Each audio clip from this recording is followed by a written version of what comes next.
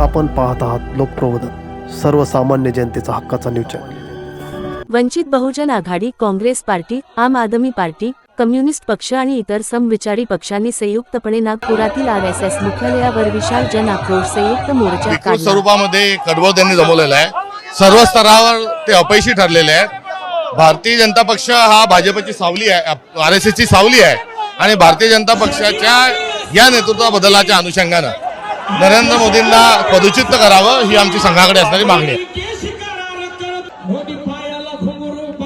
एपस्टाईन फाईलमध्ये पंतप्रधान नरेंद्र मोदी यांचे नाव आले आहे।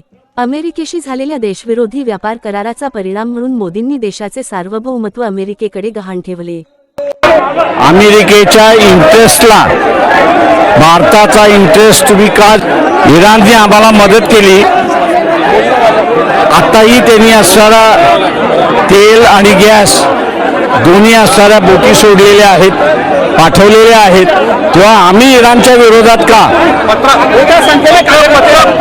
ते कार्यकर्ते मोठ्या संख्येने आहेत, याचप्रमाणे सामान्य माणूस सुद्धा मोठ्या संख्येने आहे। आम्ही या मोर्चाचा कुठेच प्रचार केलेला नाही आणि लोकांना आवाहन केलं की ज्यांना वाटतंय ते हो सगळे आहेत आणि आम्ही तिथे असताना हे केलं होतं की ज्यांना वाटतंय की मोदींनी देशाला विकलेला आहे त्या सगळ्यांनी यावं।